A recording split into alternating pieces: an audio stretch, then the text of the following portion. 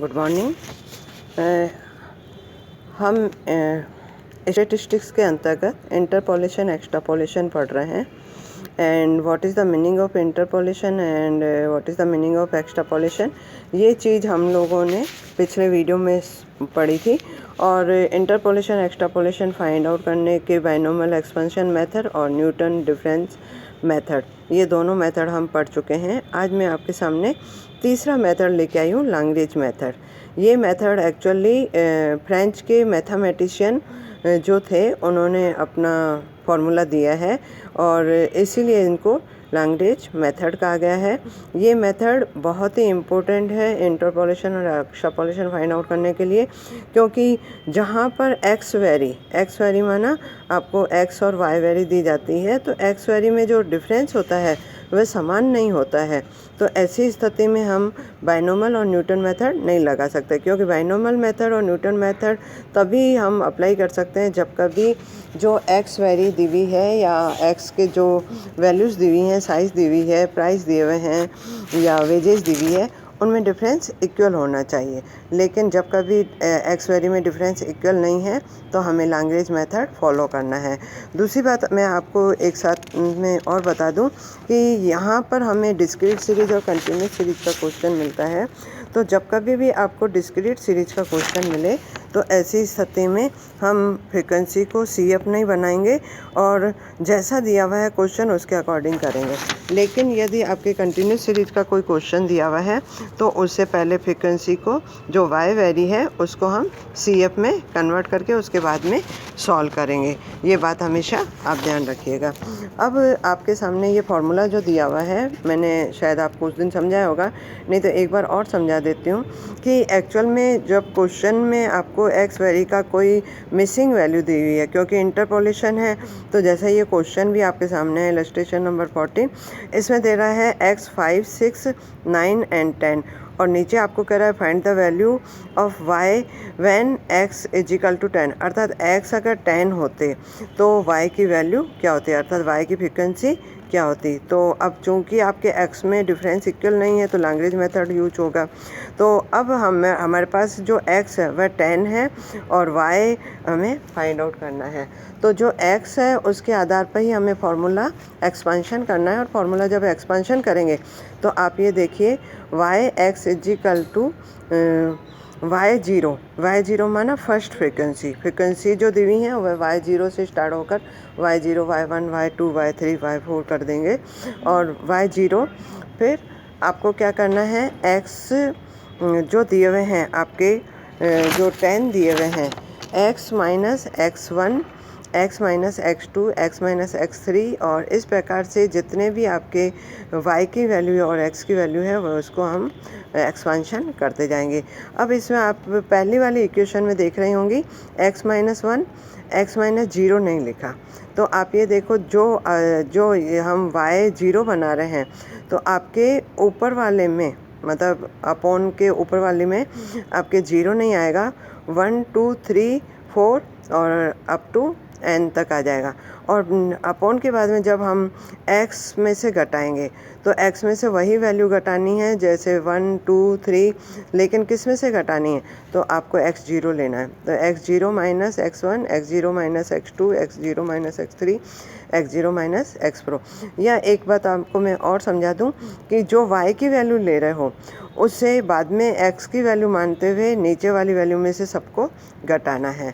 तो आप वापस y1 प्लस y1 देखिए, x माइनस x0, तो आपके ऊपर में x1 नहीं आएगा क्योंकि y1 से हम क्वेश्चन सॉल्व कर रहे हैं। तो x minus x0, x minus x2, x minus x3 इस प्रकार से हो जाएगा। ऊपर आप देखिए x1 नहीं आया, लेकिन नीचे x1 में से सभी वैल्यू घटानी है। तो x1 minus x0, x1 minus x2, x1 minus x3।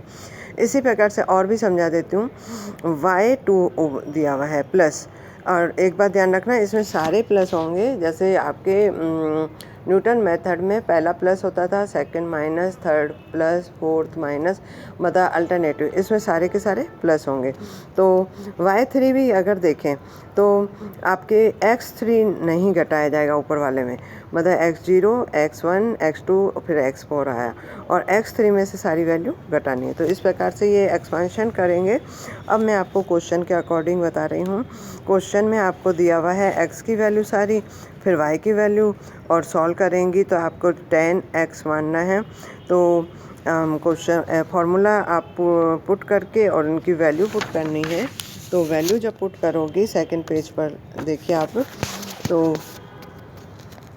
y10 माना y10 फाइंड आउट करना है, इसलिए y10 इज इक्वल टू 12 माना पहली फ्रीक्वेंसी, y वैल्यू की पहली फ्रीक्वेंसी 12।